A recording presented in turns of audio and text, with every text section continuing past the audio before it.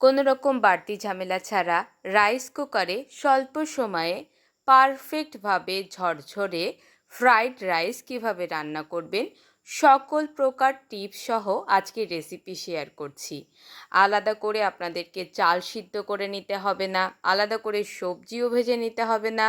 একদমই সহজ পদ্ধতিতে স্বল্প সময়ে কিভাবে এরকম পারফেক্ট ঝরঝরে ফ্রাইড রাইস কুকারে রান্না করতে পারবেন আজকের ভিডিওতে সেটাই তুলে ধরছি। তো প্রথমে এখানে আমি 4 কাপ বাসমতি চাল নিয়েছি। চালটাকে ভালোভাবে ধুয়ে আধা ঘন্টার জন্য ভিজিয়ে রাখবো। এরপর যেই কাপ দিয়ে চাল নিয়েছি সেই কাপেরই 8 কাপ জল টোটাল লাগবে। তবে আমি এখানে বন্ধুরা 7 কাপ জল রাইস কুকারের বোলের ভিতরে দিয়ে গরম করতে বসিয়ে দেব। তো এখানে আমি 7 কাপ জল নিয়ে নিচ্ছি। কেন 7 কাপ জল নিয়েছি ভিডিওটা দেখতে থাকুন, অবশ্যই দেখতে পাবেন যে 1 কাপ কেন কম নিয়েছি। তো 7 কাপ জল নেওয়া হয়ে গেছে। এবার এটাকে রাইস কুকারের ভিতরে গরম হওয়ার জন্য বসিয়ে দিয়েছি। চালটাকে জল ঝরানোর জন্য এইভাবে ঝুড়িতে ঢেলে রেখেছিলাম। এরপর গ্যাসের ফ্লেম অন করে দিয়ে দিচ্ছি সাদা তেল এবং ঘি।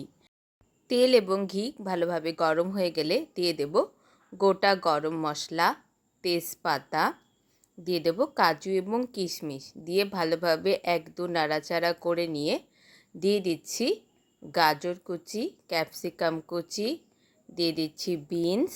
সবজির কাঁচা ভাব যাওয়া অবধি এভাবে একটু ভেজে নিতে হবে। 3 থেকে 4 মিনিট মিডিয়াম টু হাই ফ্লেমে এইভাবে ভেজে নেওয়ার পর দিয়ে দিচ্ছি জল ঝরিয়ে রাখা বাসমতি চালগুলোকে, দিয়ে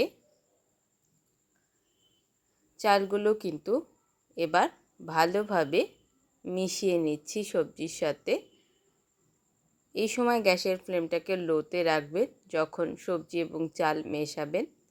ভালোভাবে মেশানো হয়ে গেলে মিডিয়াম ফ্লেমে 3 থেকে 4 মিনিট এই চালটাও কিন্তু সবজিগুলোর সাথে ভেজে নেব। 3 থেকে 4 মিনিট ভালোভাবে চালগুলো ভেজে নেওয়া হয়ে গেলে রাইস কুকারে গরম জল বসিয়েছিলাম, তার ভিতরে কিন্তু এবার পুরো চাল এবং সবজির এই মিশ্রণটাকে এবার ঢেলে দিচ্ছি। ঢেলে দিয়ে এর মধ্যে দিয়ে দিচ্ছি 1 কাপ দুধ। 1 কাপ জল কম দিয়েছিলাম, সেই 1 কাপ জলের পরিবর্তে এখানে আমি 1 কাপ দুধ দিচ্ছি। দুধ দিলে কিন্তু ভাতটা অনেকটা মোলায়েম হয়, খেতেও অনেক সুস্বাদু হয়। দিয়ে দিচ্ছি 2টো কাঁচা লঙ্কা। এই কাঁচা লঙ্কা কিন্তু একদম গোটা কাঁচা লঙ্কা দিয়েছি। দিয়ে দিচ্ছি ঘি।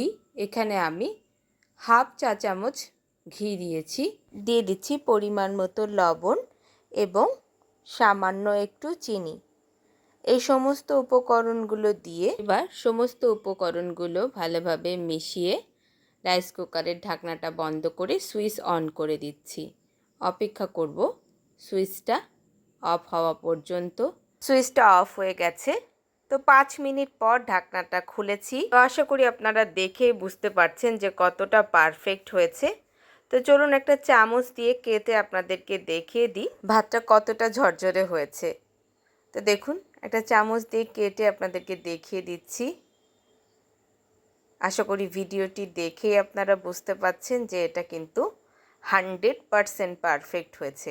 আলাদা করে চাল সিদ্ধ করা, আলাদা করে আবার ভেজে নেওয়ার কোনো দরকার নেই। এইভাবে অল্প সময়ের মধ্যে পারফেক্টভাবে কিন্তু ঝরঝরে ফ্রাইড রাইস খুব সহজেই বাড়িতে আপনারাও বানিয়ে নিতে পারবেন। তো ভিডিওটি ভালো লাগলে লাইক, কমেন্ট, শেয়ার করবেন। আমার এই চ্যানেলে যদি আপনি নতুন বন্ধু হন, অনুরোধ করব চ্যানেলটি সাবস্ক্রাইব করে নেওয়ার জন্য। অবশ্যই বেল আইকনটাকে হিট করে রাখবেন যাতে নিয়মিত রূপে আমি ভিডিও আপলোড করার সাথে সাথে আপনার কাছে নোটিফিকেশান যেন পৌঁছে যায়। অসংখ্য ধন্যবাদ।